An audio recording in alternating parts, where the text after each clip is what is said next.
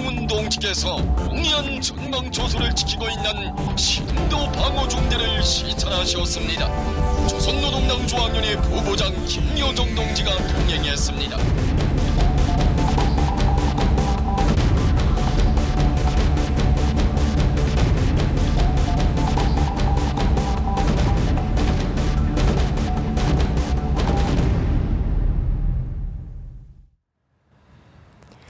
김정은 제1위원장의 군부대 시찰 움직임이 심상치 않습니다. 이번에는 여동생 김여정만을 대동하고 군부대를 둘러본 건데요. 김정은의 속내가 무엇일까요?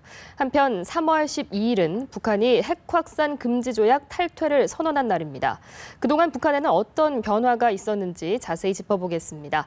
남북 군사실무회담 수석 대표를 지낸 문성묵 한국전략문제연구소 전문연구위원, 그리고 경기도 외교정책특별자문관인 차두현 박사 자리했습니다. 네, 안녕하십니까? 안녕하십니까? 네, 안녕하십니까? 네, 이번에 김정은이 간 곳이 동해안 전방에 있는 신도 방어 중대라는 곳인데 이례적으로 여동생만 동행을 했거든요. 어떤 배경이라고 보십니까? 예, 저도 그걸 보고 어떻게 이렇게 김정은이 수행원, 뭐 흔히 함께했던 황병서라든지 또는 뭐 현영철이라든지 이영길이라든지 이런 그 수행원들을 대동하지 않고 오직 여동생만 대동하고 간 이유가 뭘까? 참 처음에 참 어리둥절하고 이해가 안 되던데 제가 생각할 때는 보도에도 잠깐 나왔습니다만 원산이 이제 김정은의 출생지라고 그래요. 그리고 원산 초대소라고 하는 것이 이제 김정은이 성장했던 그런 곳이고 아마 그래서 여동생과 함께 초대소를 방문했다가 초대소에서 가까운 곳에 있는 원산 그 시에서 아주 가까운 섬에 있는 그 신도 방어중대를 시찰한 것이 아닌가 하는 생각이 드는데 그런 생각을 하게 된 배경이 뭘까라는 걸 봤을 때 이제는 김정은이 그런 수행원이 없이도 스스로 어떤 부대든 시찰을 해서 자기의 전문성을 가지고 부대를 지시하고 통제하고 관리할 수 있는 그런 군사적인 전문성과 식견을 갖추고 있다라고 하는 걸 보여줄 수도 있고 또 한편으로는 여동생과 동행함으로써 여동생에 대한 신뢰감. 네네. 어떻게 보면 우리나라 같은 경우는 대통령의 친인척은 근처에도 못 오게 하는데 김정은 왕국에서는 그게 가장 아주 더 든든한 그런 반려자로 비춰지고 있는 것 같아요.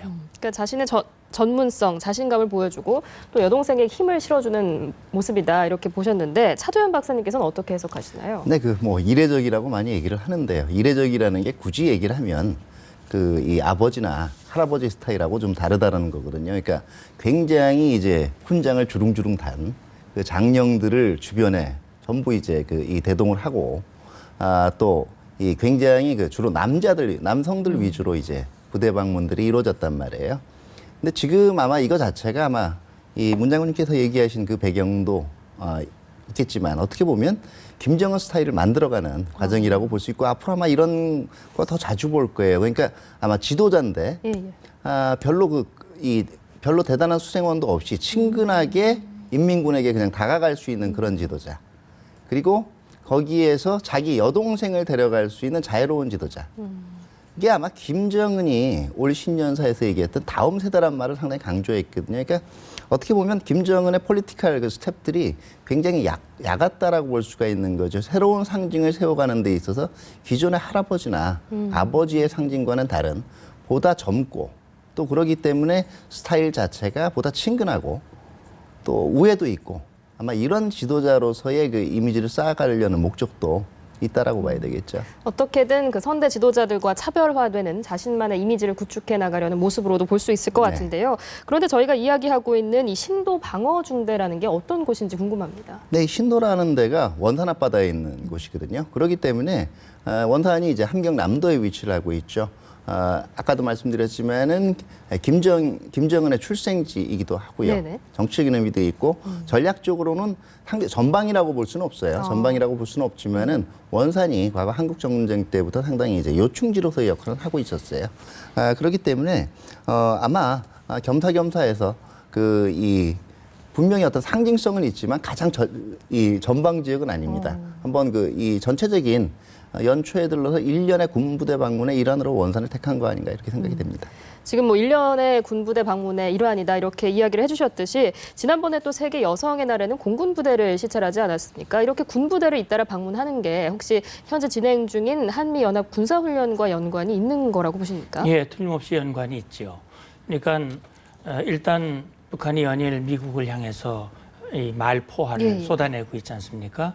그리고 뭐 한미연합 연습에 대해서 끊임없이 중단 또는 축소를 요구해 왔고 그것이 예정대로 이제 시행이 되면서 거기에 대한 강력한 반발의 의지로서 스커드 미사일을 또 쏘고요.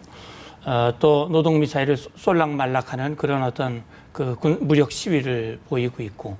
그래서 김정은의 그 군부대 시찰은 그런 최근의 시찰의 경우에는 한미연합 연습에 대한 무력 시위나 대응 차원, 네네. 또 어떤 싸움 준비를 독려하기 위한 그런 의도가 담겨져 있지만 우리 차 박사님이 앞서 말씀하셨듯이 이제 김정은 나름대로 어떻게 보면 김정은의 정권을 든든히 뒷받침해 주는 것이 바로 군이고 특히 지금 북한을 떠받치는 그 사상이라는 게 김일성 주의인 주체 사상과 김정일 주의인 선군 사상이란 말이죠. 선군이라고 하는 것은 군을 중시하고 군을 앞세워서 북한을 이끌어가고자 하는 그런 의지를 갖고 있는 것이죠. 그러니까 김정은이가 강조하는 것이 경제를 강조하면서 동시에 군을 강조하고 그렇게 해서 김정은이가 북한이라고 하는 체제와 정권을 정말 강력한 이 북한 또 풍요로운 북한으로 만들어가는 그런 지도자로서의 모습을 보여주고자 하는 그런 의지가 거기에도 담겨져 있다라는 생각이 듭니다. 말씀하신 것처럼 이 군사 분야가 김정은이 정권을 유지하는 데 있어서 굉장히 중요한 분야인데 방금 이야기했지만 여동생 김여정이 이 부분까지 진출을 했단 말이죠. 앞으로 활동 반경을 더 넓히겠다 이런 의도를 볼 수 있을까요? 예, 그럴 가능성이 많을 것 같아요. 지금 이제 김여정 같은 경우 공식 직함은 당의 부부장급이지만 네네. 실제 김정은의 모든 이 스케줄을 관리하고 김정은의 이미지 메이킹을 하는 데 있어서 핵심적인 역할을 하고 있다. 그래서 김여정이 어느 부서의 부부장인지는 드러나지 않고 있잖아요. 대략 아마 선전선동부의 부부장일 가능성이 높다고 보지만 이 김여정이가 선전선동부뿐만이 아니라 다른 여러 부서에 대한 분야에 대한 그런 관여도 상당히 할 가능성이 있다. 네네. 특히 군부대까지 김정은이 대동을 하고 갔다고 하는 것은 과거에 김정일 살아있을 때 김경희와의 온누이 관계와 지금 김여정 온누이 관계는 분명히 차별화되어 있고 오히려 김경희보다는 훨씬 더 광범위하게 좀 더 강력한 영향력을 행사할 가능성이 많아 보인다. 이런 생각이 듭니다. 박사님께서도 이 김여정의 앞으로 활약 더 커질 거라고 보시나요? 저는 조금 다르게 봐요. 왜냐하면은 흔히 김여정에 대해서 김여정의 영향 상승에 대해서 물어볼 때 제가 김설동의 예를 듭니다. 김정일이 살아 있을 때 김정은 이복 누이죠. 예. 굉장히 이제 사실상 당을 장악을 했다. 어떻게 보면 아들들에 이어서 아들들을 제치고 김정일 다음 시대를 열지도 모르고 지금 김설송 어디가 있는지도 모르거든요. 이게 왜냐면은요.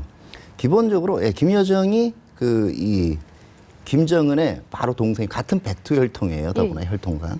상징적으로도 굉장히 중요한 그거고.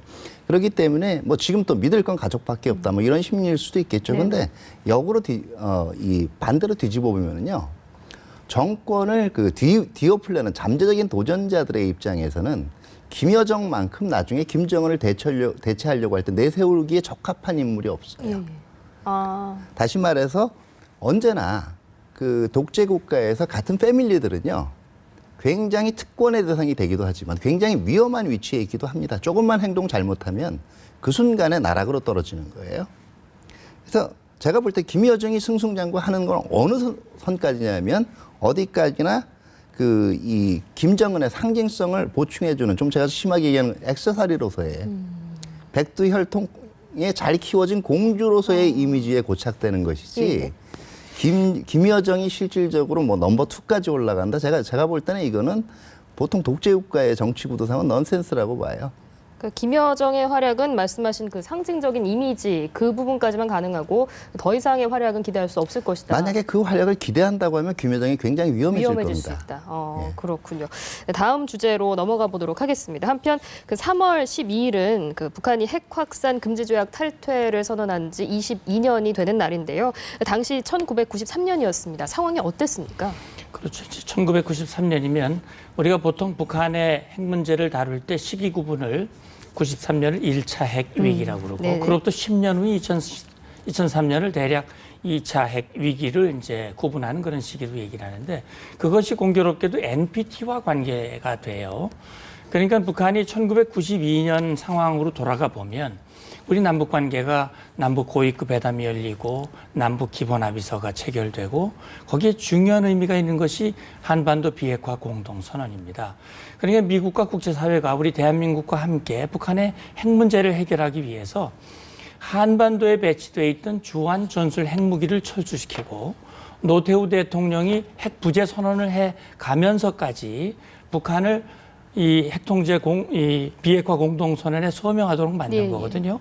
그리고 북한이 그때 북한이 NPT에는 1985년에 가입을 했지만 IAEA와 맺어야 할 핵 안전조치 협정은 사실 조인하지 않고 있었어요.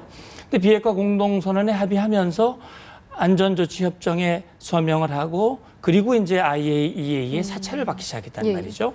그런데 사찰을 받기 전에 IAEA에게 그동안 자기들 핵 활동을 보고를 했고 IAEA가 와서 사찰을 했는데 이 물질의 차이가 발생한 거예요. 그래서 이 국제원자력기구에서 특별 사찰을 하겠다라고 요구를 하니까 거기에 반발하면서 이제 탈퇴를 선언을 했는데 그것이 이제 1차 핵 위기로 이제 번지는 계기가 됐는데 그렇다면 왜 이렇게 북한이 이런 선택을 했느냐? 제가 생각할 때는 북한이 비핵화 공동선언을 뭐 서명을 하고 이렇게 했지만 그것이 북한이 핵을 포기하기 위한 것이 아니라 결국은 핵을 포기하는 척하면서 뒤로는 핵을 개발하는 활동을 지속해 왔다. 그리고 그걸 통해서 국제사회에서 이 국제사회의 눈을 가리고 특히 북한이 원래 원하는 핵을 통한 이 한미동맹의 균열 그리고 자기들이 원하는 대남 적화 전략의 목표를 달성하기 위한 수단으로 선택을 한 것이 바로 그 계기였다. 저는 그렇게 봅니다. 그렇군요. 그리고 10년 뒤인 2003년에 결국 이 NPT를 탈퇴를 하게 되는데 뭐 그 이후에 잘 알려지다시피 북한이 3번의 핵실험을 했고요. 계속해서 그 핵 개발에 열을 올리고 있습니다. 이런 상황에서 미국의 핵과학 전문지가 북한의 핵무기 보유 숫자를 원래 0이라고 했었는데 10개 미만으로 변경을 했거든요. 이 부분에 대해서 어떻게 봐야 될까요? 그러니까 아마 저도 봤는데요. 그 전제가 이제 그거예요. 북한이 이제 이 93년부터 계속 그 IAEA에 자동적으로 신고하지 않은 그 미신고량에다가 그 이후에도 핵 활동을 했다라는 가정으로 축적한 플루토늄의 양으로 볼 때 10개 미만인데요. 이게 이 가정에다가 플러스 알파라면 더 늘어나게 됩니다. 그러니까 기존에 이제 그 2003년부터 문제가 됐던 8,000개의 폐 연료봉을 전부 재처리를 하고 그 다음에 지금 의혹이 되고 있는 이 농축우라늄을 이용한 것까지 감안을 할 경우에는 뭐 아주 높여보는 분들은 한 20개에 근접하게 가지고 있을 수도 있다라고 얘기하는데 이게 과거에 비해서 이 핵무기를 만드는 기술도 발전이 됐기 때문에요. 상대적으로 적은 양의 플루토늄이나 농축우라늄을 가지고도 파괴력 있는 이제 그 핵무기를 가질 수 있는 능력이 됐거든요. 어쨌든 뭐 분명한 거 하나는 복수로 가지고 있는 건 분명해요. 한두 개는 아닌 것 같습니다. 한두 개는 아닌 것 같고 다만 실질적으로 이게 10개냐 20개냐 하는 거는 사실은 제가 보기에는 큰 의미는 없어요. 제가 보기엔 적어도 기존 국가들이 가지고 있는 적어도 100개의 이상의 수준에 근접을 했느냐 아니냐는 아직은 아닌 것 같지만 분명히 복수의 핵무기를 가지고 있는 건 분명하다고 봅니다. 네네. 이렇게 뭐 미국의 과학계가 일단 북한의 핵 보유를 인정을 하게 됐고 이런 상황에서 일각에서는 북한은 사실상 핵 보유국으로 인정해야 한다라는 목소리까지 나오는데요. 이 부분에 대해서는 어떻게 생각하십니까? 예, 그러니까 이제 북한이 노림수가 바로 그거죠. 지금 북한이 미국에 대해서 줄곧 요구하는 것이 자신들의 핵 보유국 지위를 인정해달라고 하는 것이거든요. 그리고 기존에 했던 6자 회담은 북한의 핵을 폐기하는 것을 전제로 하는 것이 아니라 이제는 북한도 미국과 당당한 핵 보유 국가로서 이제는 핵의 군축과 관련된, 다시 말하면 북한이 가지고 있는 핵무기와 미국이 북한을 향한 정책과 맞바꾸자라고 하는 그런 협상을 시도하고 있는 것이거든요. 분명한 것은 국제사회는, 우리 대한민국을 포함해서 국제사회는 북한의 핵 보유국 지위는 결코 인정할 수 없다고 하는 것입니다. 다만 그럼 실질적인 핵 보유국으로 봐야 되느냐 하는 부분은, 그것은 우리의 안보와 우리에게 미치는 위협이거든요. 그런 차원에서 북한이 지금 하 박사님 말씀하신 대로 북한이 핵을 몇 개를 가지고 있든 간에 그 핵이 우리에게 분명한 가시적인 위협이 됐고 그게 얼만큼 소형화가 됐고 어떤 무기에 탑재해서 우리에게 날아올지 그건 정확히 알 수 없고, 거기에 대한 판단들이 여러 가지 다양한 판단들이 있지만은 어쨌든 우리로서는 북한의 핵이 실질적인 위협이라고 하는 것을 전제로 한 그런 대비책을 강구해야 하는 그런 입장에 있는 것이죠. 제가 여기서 한 말씀만 더 첨언을 하겠는데요. 국제적으로 핵 보유국이라는 이 용어, 이건 사실은 핵국들끼리 쓰는 거지 핵 보유국을 어떻게 트리트해야 된다라는 뭐 규정이 정해진 거 없어요. 결과적으로 핵 보유국으로 본다라는 건 궁극적으로 어떻게 되냐면요. 사실상 가지고 있는 걸 인정한다는 거면 그 가지고 있는 상황 내에서 해체를 위해서 노력을 하는 게 아니라 그 국가의 그 체제나 국가의 관계를 정상화시켜 나가는 걸 의미합니다. 그러니까 다시 말해서 미국이나 이제 주변국들, 그 한국까지 포함해서 북한을 핵 보유국으로 인정하지 않는다라는 건 논리적 규결에서는 어떻게 되냐면 핵을 계속 가지고 있는 한은 이들 국가와의 어떤 기술 협력이나 이들 체제, 이걸 안 한다는 걸 의미하거든요. 다만 이게 얼마만큼 이런 그 나머지 국가들의 연대가 일관성 있게 이루어지느냐에 따른 아직은 변수가 있다라고 봐요. 그렇군요.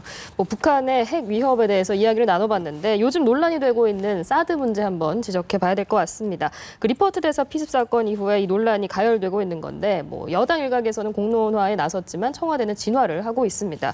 이 문제에 대해서 그 사드 한반도 배치가 실효성이 있는지, 그리고 이걸 지금 공론화하는 게 적절한지 두 갈래로 좀 생각을 해봐야 할 것 같은데, 먼저 위원님께서는 어떤 견해를 갖고 계신가요? 예, 그러니까 이제 사드 문제는 이렇습니다. 중요한 것은 우리의 위협을 어떻게 잘 대처해 나갈 수 있느냐, 어떤 수단과 방법을 가지고 위협을 대처할 것이냐 하는 것이거든요. 그동안 우리가 생각했던 것은 북한의 위협은 저고도로 날아오는 미사일을 종말 단계에서 우리가 가지고 있는 적어도 저고도의 타격 시스템이면 가능하다라는 판단 하에 그동안 해왔는데 지금 북한의 위협이 달라지고 있거든요. 더 높은 수준으로 가고 있거든요. 그렇다면 우리로서는 우리의 안보를 튼튼히 하기 위해서 보다 유용하고 보다 가치 있는 그런 무기 체계를 우리가 개발하거나 또는 도입하거나 그런 검토할 필요가 있는 것이거든요. 그것은 어떤 정치 쟁점화돼야 할 사안이 아니라 우리의 안보 차원에서 우리가 검토해야 할 사안입니다. 그런 차원에서 봤을 때 사드가 제가 볼 때는 우리가 저고도에서 방어하는 것뿐만 아니라 보다 다층적인 그 방어 체계를 갖추고 우리 안보를 보다 튼튼히 한다는 차원에서 봤을 때는 사드라고 하는 무기 체계가 우리에게 유용한 부분이 있다.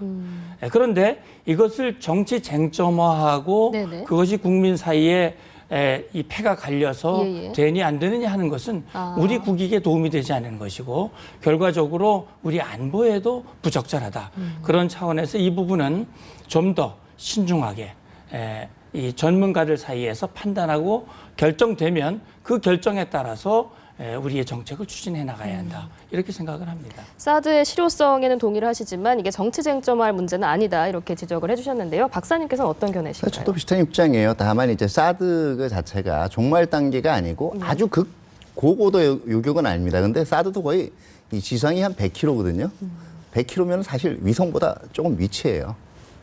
그러니까 이 탐지 거리나 이 요격 범위로 봤을 때는 사실 한반도라는 좁은 권역에서는 과잉 방어냐는 얘기도 나올 수가 있는데요. 조금 더 넓게 봐야 됩니다. 왜냐하면은 이제 북한이 그동안 워낙 이 예상을 넘어선 수들을 두어왔기 때문에 아주 뭐 북중 국경 지역에서 날릴 경우에는 이거 자체는 종말 단계 요격 가지고는 한계가 있고요. 또 보다 넓혀 보면 우리가 지금 북한의 미사일이나 핵 위협을 안정적으로 관리하기 위해서는 한반도뿐만 아니라 한반도를 지원해 줄 수 있는 아시아 태평양 지역의 여타 지역의 안전들도 생각을 해야 되는 거예요. 이 지역을 생각을 할 때 북한이 만약에 그 지역을 공격하겠다고 얘기하면 그 지역도 공격당하기 싫으니까 당연히 이제 그 한국에 대한 안보 공약이나 지원에 부정적일 수가 있거든요. 사실은 그런 걸 서로 이 방어해주고 안심을 주자는 게 동맹입니다.